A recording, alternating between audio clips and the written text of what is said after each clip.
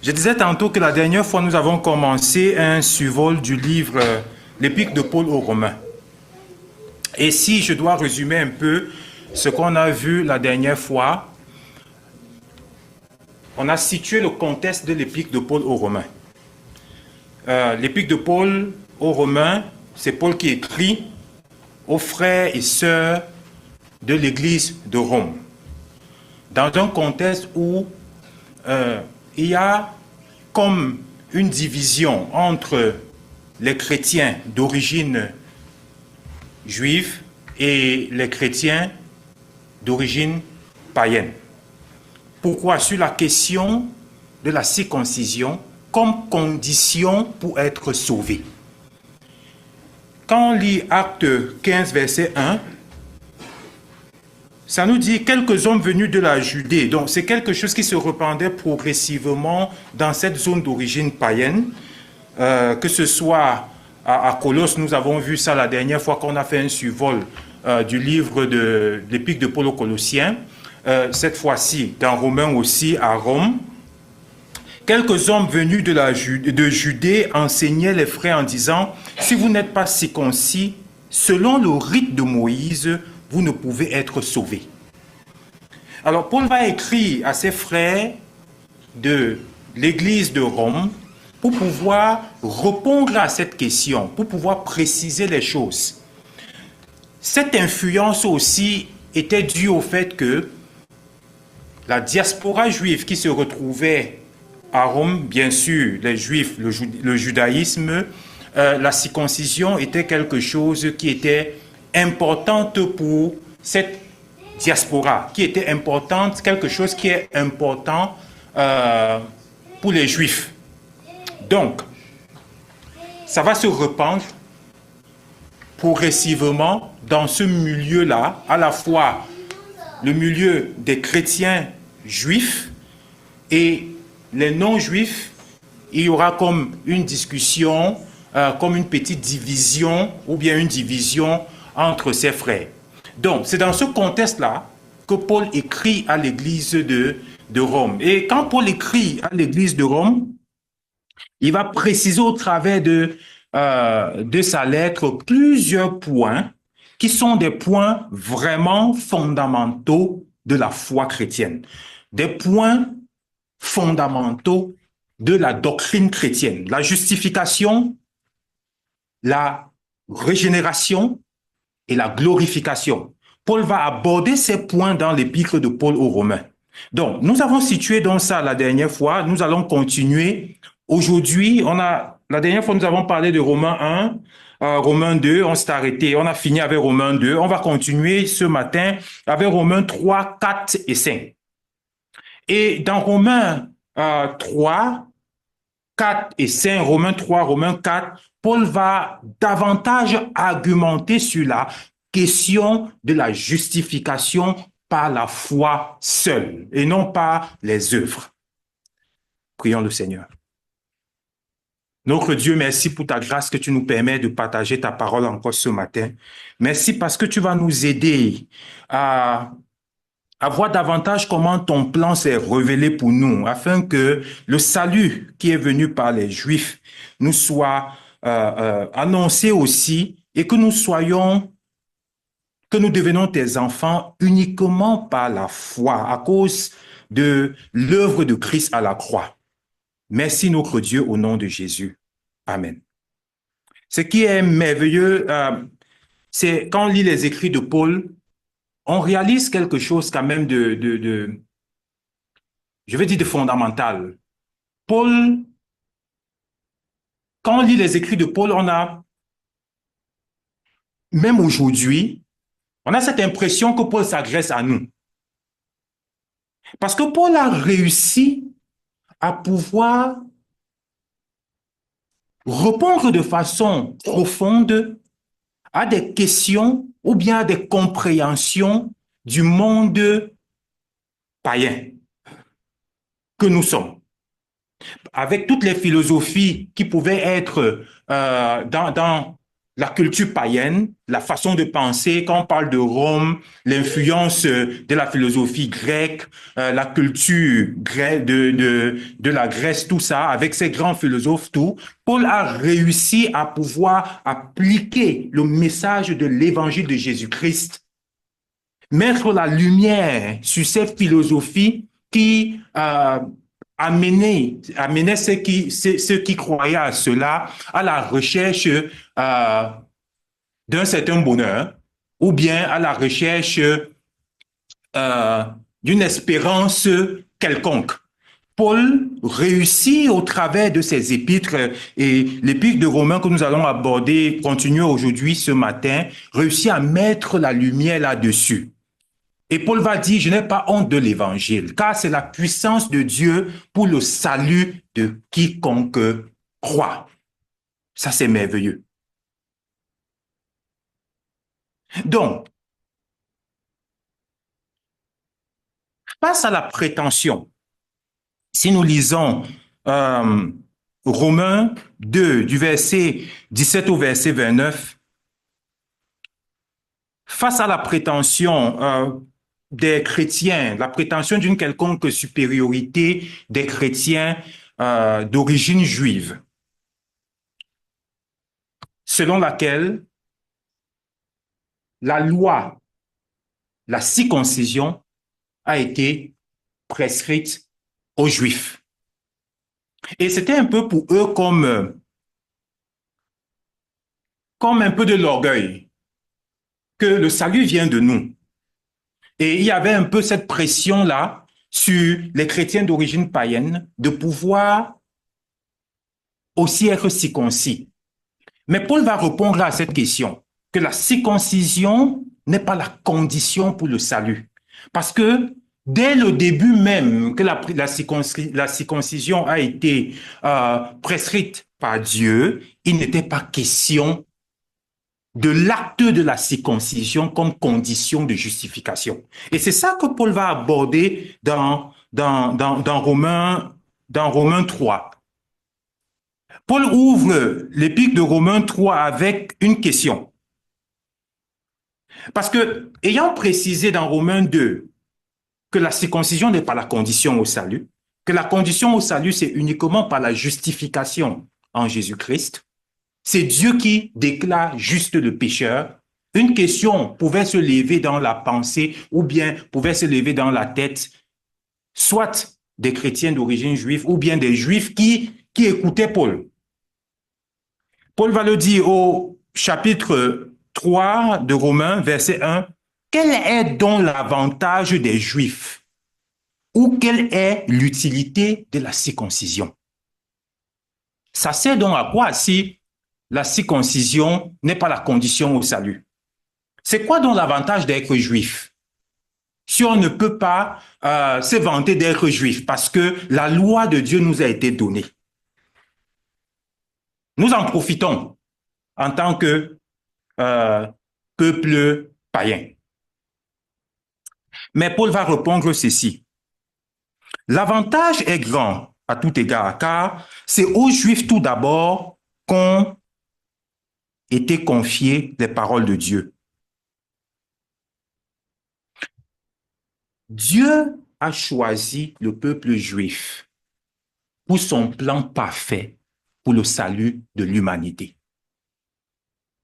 Mais ce n'est pas une raison pour les Juifs de s'enorgueillir. Mais au contraire, ils doivent rendre grâce à Dieu parce que c'est par eux que le salut nous est parvenu. Et Juifs comme non-Juifs, nous sommes sauvés uniquement par la justification au travers de la foi en Jésus-Christ. C'est exactement ça que Paul est en train de faire comprendre aux Juifs. Oui, il y a cet avantage-là. Oui, c'est par vous que le salut est arrivé. Oui, Dieu vous a choisi comme peuple par lequel il déploie son plan pour sauver l'humanité. Oui, la loi, la circoncision vous a été donnée. Mais le but derrière, et qu'on verra par la suite, c'est la justification, c'est Dieu qui déclare l'homme juste. Ce n'est pas l'œuvre quelconque qu'on peut faire. Dans ce cas, c'était la circoncision qui était l'acte qu'on posait pour pouvoir se réclamer être descendant d'Abraham, se réclamer être fils de la promesse. Ce n'est pas cet acte-là qui te donne d'être enfant de Dieu ou bien qui nous donne d'être enfant de Dieu.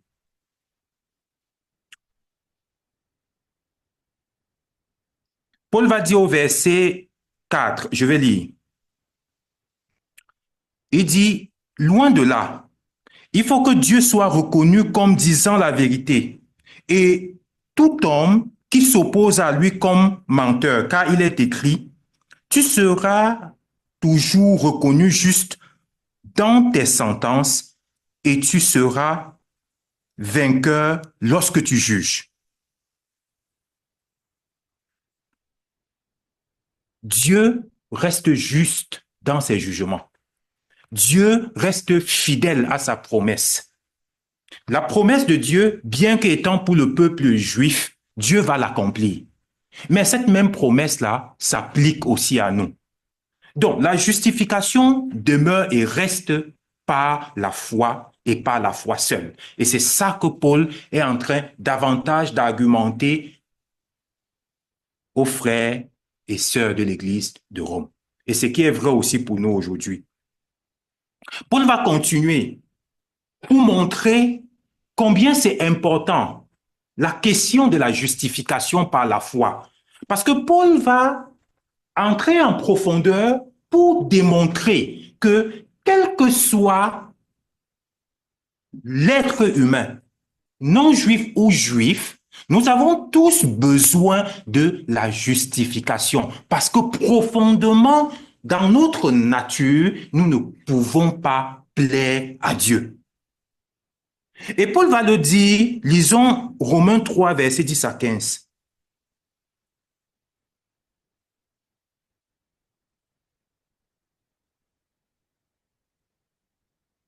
L'Écriture le dit, il n'y a pas de juste, pas même un seul, pas d'homme capable de comprendre, pas un qui se tourne vers Dieu. Ils se sont tous égarés, ils sont corrompus tous ensemble. Il n'y en a aucun qui fasse le bien, même pas un seul. Leur gosier ressemble à une tombe ouverte. Leur langue sert à tromper. Ils ont sur les lèvres un venin de vipère. Leur bouche est pleine d'aigres malédictions. Leurs pieds sont agiles quand il s'agit de verser le sang. La destruction et le malheur jalonnent leur parcours. Ils ne connaissent pas le chemin de la paix. Ils n'ont même pas peur de Dieu. Ça, c'est une peinture ou bien encore la description de la nature profonde humaine. La morale humaine est corrompue. Selon les degrés, nous pouvons nous identifier à ce test. Chacun de nous ici présent, moi y compris. Nous pouvons tous nous identifier dans ce test. Parce que c'est notre nature. Et Paul décrit ceci pour montrer en fait que nous tous, nous avons besoin de la rédemption de Dieu par Jésus-Christ. Il dit au verset 20, « Car personne ne sera déclaré juste devant lui parce qu'il aura accompli les œuvres demandées par la loi. En effet, la loi donne seulement connaissance du péché. » La loi de Dieu révèle notre nature et nous montre davantage que nous avons tous besoin de la justification par la foi. Et quand je parle de justification par la foi, je l'ai dit la dernière fois, c'est simplement pour dire c'est Dieu qui nous déclare justes à cause de l'œuvre de Christ à la croix. Plus haut, je parlais du thème de la rédemption. On va un peu voir ça dans Romains 5, où Paul décrit ce que c'est que vraiment la rédemption. Et quand on parle de la justification par la foi en Jésus-Christ, Dieu nous déclare juste. Si on veut comprendre un peu ce que signifie rédemption, on va se rendre compte que c'est quelque chose d'assez profond. Je vais un peu aborder ça et on va le voir au fur et à mesure. Rédemption, selon le contexte de cette époque-là, signifiait le rachat. On rachetait un esclave afin qu'il devienne l'enfant de la maison et qu'il a tous les droits comme un enfant de la maison. C'était ça la rédemption. Et dans cette rédemption-là, on inclut l'adoption, la réconciliation, on inclut l'héritage. Tous ces mots-là font partie du mot de la rédemption. Donc, quand Paul utilise dans ses écrits le mot de la rédemption, c'est assez profond. Donc, la rédemption par Jésus-Christ, Dieu a payé un prix fort, mais on peut poser la question que Dieu a payé le prix à qui? Dieu a payé le prix à lui-même, le prix qu'il fallait, le prix fort qu'il fallait pour satisfaire sa propre justice. Sa justice qui était, il n'y a pas pardon de péché sans effusion de sang.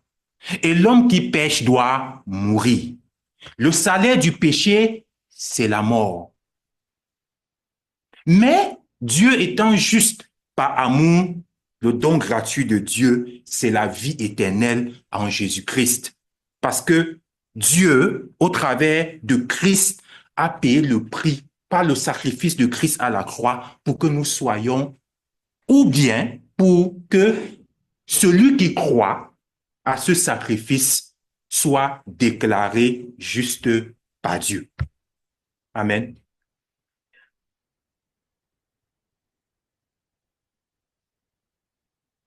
Romains 3, versets 21 à 26. Je vais lire. Mais maintenant, Dieu a révélé comment il nous déclare justes. Pour résumer tout ce que j'ai dit.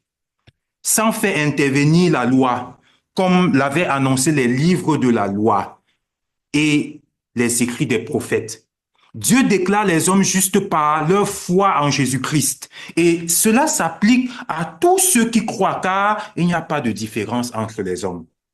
Tous ont péché, en effet, et sont privés de la glorieuse présence de Dieu. Et ils sont déclarés justes par sa grâce. C'est un don que Dieu leur fait par le moyen de la délivrance apportée par Jésus-Christ. C'est lui que Dieu a offert comme une victime destinée à expier le péché pour ceux qui croient en son sacrifice. Ce sacrifice montre la justice de Dieu qui a pu laisser impunis les péchés commis autrefois. Au temps de sa patience, ce sacrifice montre aussi la justice de Dieu dans le temps présent, car il lui permet d'être juste tout en déclarant juste celui qui croit en Jésus-Christ. Reste-t-il encore une raison de se vanter? Non, cela est exclu. Pourquoi? Parce que ce qui compte, ce n'est plus le principe du mérite, mais celui de la foi. Voici donc ce que nous affirmons. L'homme est déclaré juste par la foi sans qu'il ait à accomplir les œuvres qu'exige la loi. Amen. J'aimerais que s'il y a quelqu'un ici qui n'a pas encore saisi cette grâce que Dieu nous accorde gratuitement, ici ou sur Zoom, ou quelqu'un qui va écouter plus tard ce message, qui n'a pas encore saisi cette grâce que Dieu nous accorde gratuitement, de méditer véritablement sur cet texte. C'est gratuit. On ne mérite rien. On est corrompu foncièrement. Même si on paraît juste aux yeux des gens, au fond de nous, nous savons, chacun sait son péché. Même si on est apprécié à l'extérieur, personne ne peut dire qu'il est pur aux yeux de Dieu. Donc, si tu m'écoutes ce matin et que tu n'as pas encore fait ce choix de croire au sacrifice de Christ à la croix pour te déclarer juste, il est important de le faire. C'est le désir profond de mon cœur et je t'encourage à cela. Paul va conclure le chapitre 3 en posant une question importante. Au verset 31, Paul va poser cette question. Mais alors, est-ce que nous annulons la loi au moyen de la foi? Une très bonne question. Loin de là, nous confirmons la loi. Ça veut dire quoi? Jésus va dire, je ne suis pas venu abolir la loi, mais je suis venu l'accomplir. C'est pratiquement la même chose que Paul est en train de dire ici. La foi ne vient pas annuler la loi. Parce que ce qui est important aux yeux de Dieu, ce n'est pas la lettre de la loi, mais c'est l'esprit de la loi. La lettre de la loi pousse l'homme à poser des actes de piété dans le but qu'on l'apprécie, ou bien dans le but de montrer qu'il est meilleur que les autres. L'esprit de la loi, c'est un cœur, vient d'un cœur transformé qui obéit au Seigneur. Voilà la nuance. Dieu va dire à Saül que l'obéissance vaut mieux que le sacrifice. Parce que Dieu avait vu le fond du cœur de Saül. L'acte prétendu de sacrifice cachait la désobéissance de son cœur. Donc, la loi, la foi ne vient pas annuler la loi. Mais parce qu'on a la foi, parce qu'on a un cœur transformé, on est capable de vivre la loi de Dieu par obéissance au Seigneur et non dans le but d'être approuvé par Dieu. C'est ça la nuance. Et Jésus va bien nous expliquer ce concept dans Matthieu 5, versets 20 à 44. On va le lire.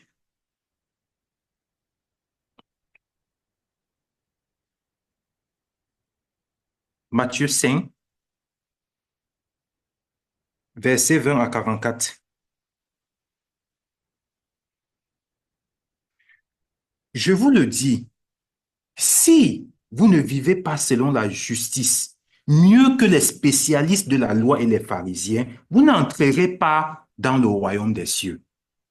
Vous avez appris qu'il a été dit à vos ancêtres, tu ne commettras pas de meurtre. La lettre de la loi.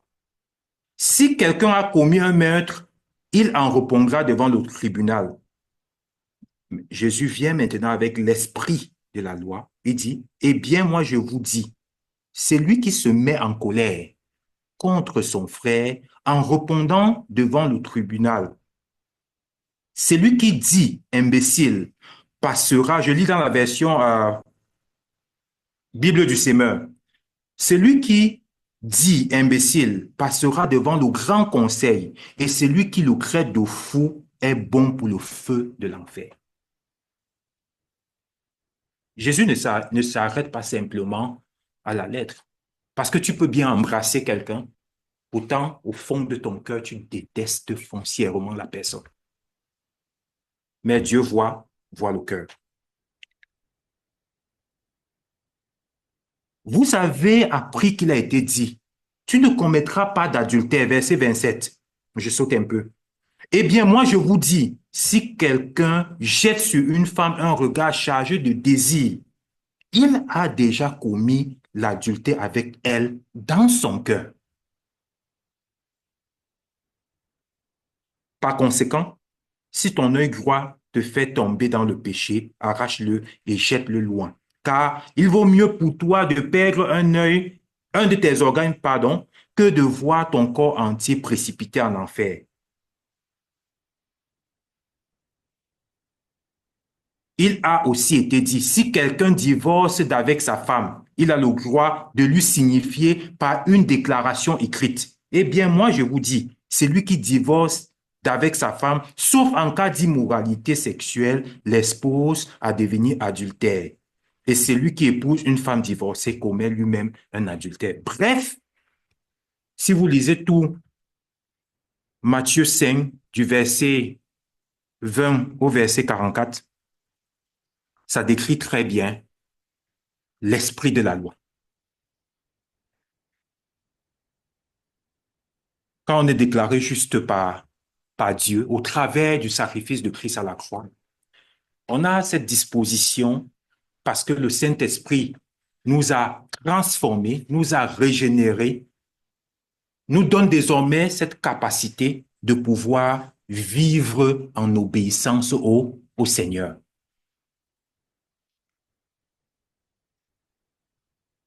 Dans le chapitre 4,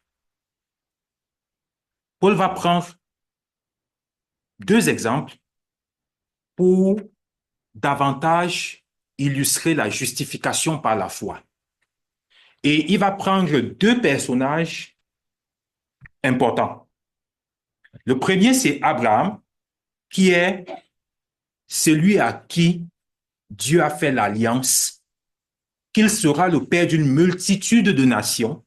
Et comme signe de cette alliance-là, Dieu a prescrit la circoncision. Sauf que Dieu a déclaré juste Abraham, pas parce qu'il a pratiqué la circoncision. Ça nous dit dans Genèse, on peut le lire dans Genèse 15, du verset 5 à 6, que Abraham a été déclaré juste par Dieu parce qu'il a cru en la promesse et il a cru Dieu. La circoncision est venue après. Donc, Paul présente davantage que la justification de Dieu, l'acte qu'on pose, ne conditionne pas cette justification. C'est purement par pure grâce. La deuxième personne, c'est David. David va déclarer, Paul va citer le psaume 32, le psaume de David. Et David va dire quelque chose assez intéressant ici. Et David, c'est un personnage un personnage important aussi dans le plan de Dieu, parce que Dieu dit à David que le règne de David n'aura pas de fin. Et cette continuité du règne de David qui n'aura pas de fin s'accomplit en Jésus-Christ. David déclare dans le psaume 32, 1 à 5. Et Paul va citer cela dans Romains 4, 7 à 8. Heureux l'homme dont la faute est effacée et le péché pardonné. Heureux l'homme au compte de qui l'Éternel ne porte pas le péché et qui est exempt de mauvaise foi. Tant que je taisais ma faute, je m'épuisais à gémir sans cesse, à longueur de jour. Sur moi, le jour et la nuit, ta main s'appesantissait, ma vigueur m'abandonnait comme l'herbe se dessèche. Lors des ardeurs de l'été, je t'ai avoué ma faute. Je n'ai plus caché mes torts. J'ai dit, Je reconnaîtrai devant l'Éternel les péchés que j'ai commis. Alors tu m'as déchargé du poids de ma faute. Amen. Alors, après le chapitre 4, dans le chapitre 5, Paul va continuer son argumentation sur la justification par la foi en nous présentant quelques bénéfices de la justification. Et ces bénéfices de la justification, c'est encore une assurance pour tous ceux qui croient. C'est important. Romains 5, à partir du verset 5, du verset 1 à 5 et au verset 9. Celui qui est justifié est en paix avec Dieu. Il n'est plus sous la condamnation du péché. Dieu efface son péché et le déclare juste. Romains 5, verset 1 nous dit, « Puisque nous avons été déclarés justes en raison de notre foi, nous sommes en paix avec Dieu grâce à notre Seigneur Jésus. » Premier avantage, bénéfice ou assurance. Celui qui est justifié est désormais sous la gouverne de Dieu. C'est-à-dire, c'est Dieu qui règne sur sa vie. Ce n'est plus le péché qui règne sur lui, mais le péché est Satan qui règne sur lui, mais c'est Dieu qui règne sur sa vie. Il a part à la gloire de Dieu, dans le sens que il a part présentement, Dieu règne sur sa vie et pour l'éternité, il sera dans la présence glorieuse de Dieu. Il sera toujours sous le règne de Dieu. Verset 2. Par lui, nous avons eu accès au moyen de la foi à ce don gratuit de Dieu dans lequel nous nous trouvons désormais établis. Et notre fierté se fonde sur l'espérance d'avoir part à la gloire de Dieu. Amen. Deuxième avantage. Troisième avantage, celui qui est justifié est rempli de l'amour de Dieu. Et cet amour-là nous rassure. Quelles que soient les souffrances, quelles que soient les difficultés que nous pouvons traverser, savoir que nous sommes remplis de l'amour de Dieu nous rassure, nous donne de tenir ferme. Romains 3, verset 5. Mieux encore, nous tirons fierté même de nos détresses, car nous savons que la détresse produit la persévérance conduit à la victoire dans l'épreuve, et la victoire dans l'épreuve nourrit l'espérance. Or, notre espérance ne risque pas d'être déçue, car Dieu a versé son amour dans nos cœurs par l'Esprit Saint qu'il nous a donné. Amen. Quatrième avantage, quatrième bénéfice, quatrième assurance. Celui qui est justifié est sauvé de la colère de Dieu à venir. La condamnation éternelle n'est plus sur lui. Dieu a payé le prix par Jésus-Christ. Verset 9 nous dit, « À plus forte raison donc maintenant que nous sommes justifiés par son sang, serons-nous sauvés par lui de la colère. »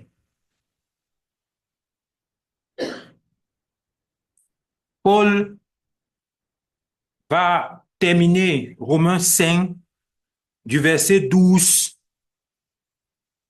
au verset 21 en faisant une comparaison entre Adam et Christ. Adam est celui par qui le péché et la mort règnent sur l'humanité. Et Christ est celui par qui la grâce règne et conduit celui ou celle qui croit à la vie éternelle. Paul va déclarer, parlant d'Adam au verset 12, « C'est pourquoi, comme par un seul homme le péché est entré dans le monde, et par le péché la mort, et qu'ainsi la mort s'est étendue sur tous les hommes parce que tous sont péchés. » Verset 14, Et pourtant, la mort a régné depuis Adam jusqu'à Moïse, même sur les hommes qui n'avaient pas commis une faute semblable à celle d'Adam, qui est comparable à celui qui devait venir. Parlons donc de Christ, Christ qui est celui par qui la grâce règne et conduit celui ou celle qui croit à la vie éternelle. Il dit, verset 15, faisant la comparaison, mais il y a une différence entre la faute d'Adam et le don gratuit de Dieu. En effet, si la faute d'un seul a eu pour conséquence la mort de beaucoup, à bien plus forte raison, la grâce de Dieu accordée gratuitement par un seul homme, Jésus-Christ, a surabondé pour beaucoup. Verset 16. Quelle différence aussi entre les conséquences du péché d'un seul et le don de Dieu. En effet, le jugement intervenant à cause d'un seul homme a entraîné la condamnation. Mais le don de grâce intervenant à la suite de nombreuses fautes a conduit à l'acquittement. Amen. Verset 17. Car si par la faute commise par un seul homme, la mort a régné à cause de ce seul homme, à bien plus forte raison, ceux qui croient, les trésors surabondants de la grâce et le don de justification régneront-ils dans la vie par Jésus-Christ, lui seul. Amen.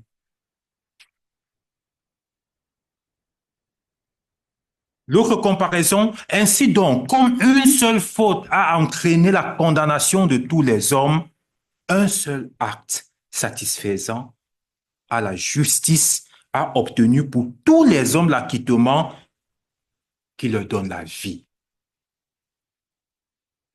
Verset 19. Comme par la désobéissance d'un seul, beaucoup d'hommes sont devenus pécheurs devant Dieu, de même, par l'obéissance d'un seul, parlant de Jésus-Christ, beaucoup sont déclarés justes devant Dieu. Quant à la loi, elle est intervenue pour que le péché prolifère. Mais là où le péché a proliféré, là où le péché a abondé, la grâce a surabondé.